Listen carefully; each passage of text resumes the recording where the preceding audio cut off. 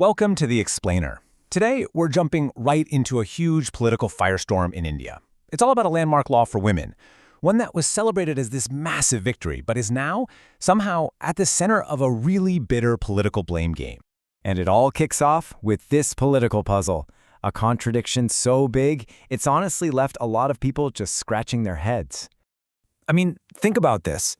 A historic law gets passed. A huge victory is declared. So why is one side now pointing fingers, accusing the other of blocking it? It's a real head-scratcher. Just last year, India's Prime Minister was celebrating the passage of the Women's Reservation Bill, calling it a signature achievement. But now, he's publicly blaming the opposition for stopping it from actually happening. How can both of those things be true? So back in 2023, this was the message, a really clear declaration of victory. The government took full credit for what everyone, pretty much across the board, was calling a monumental step for women's rights in the world's largest democracy. But fast forward to today, and this is the message. It's a total 180. It claimed that the very same bill is now being blocked by political opponents. You see, this is the paradox we really need to dig into. So, okay, let's get into it. All right, so to really get our heads around how a law can be both passed and blocked, we've got to look beyond the big headlines. We need to get into the fine print, the real nitty-gritty of the law itself. So on the surface, the goal seems really simple. And honestly, it has huge political support from all sides. The idea is to reserve 1/3 of all seats for women, both in India's national parliament and in the state legislatures. I mean, that's a massive move toward gender equality in politics, right?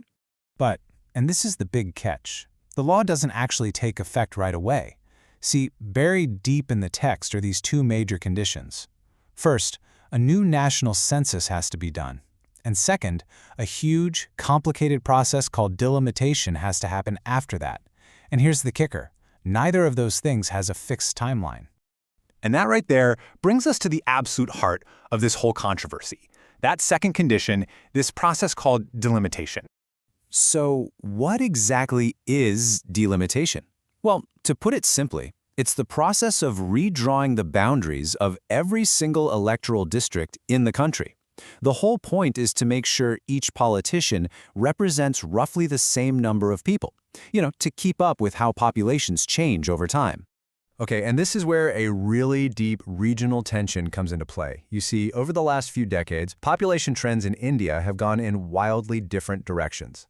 Northern states, their populations have grown a lot. Meanwhile, the southern states, they were actually really successful at implementing population control measures, which, by the way, was something the whole country was encouraged to do. So the fear down in the South is that if you redraw the map based purely on today's population numbers, they'll essentially be punished for their success. They stand to lose seats in parliament, and with them, their political influence. All that power would shift to the more populous northern states, and that could create a major power imbalance in India's federal system. And this quote really just nails the concern from the South. It's not just about losing a few seats.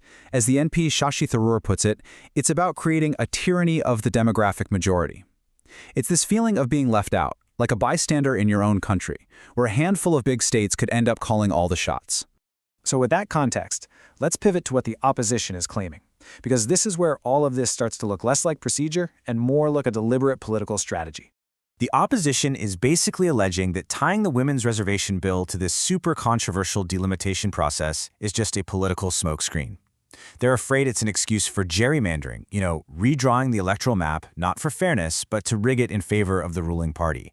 They point to recent examples in places like Assam and Jammu and Kashmir as proof of how this works, where you can manipulate boundaries so that even if you don't get the most votes, you still win the most seats. Critics also say, hey, look at the ruling party's own track record. They use it to question how sincere this push really is. And when you look at the numbers, they're pretty stark.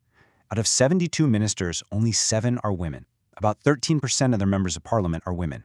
It's even lower in the state assemblies, at just under 10%. And get this, out of 21 chief ministers from the ruling coalition, not a single one is a woman. The argument here is simple. If this was a real urgent priority, wouldn't those numbers look a whole lot different? And to kind of prove their point, the opposition has put a counteroffer on the table. They're basically saying, okay, forget the census, forget the limitation for a minute. Let's just implement the 33% reservation right now, immediately, within the current 543 parliament seats. Their argument is, look, if the real goal here is to empower women, why wait? There's no reason to. So what we're left with are two completely different, fundamentally opposed ways of looking at the exact same law.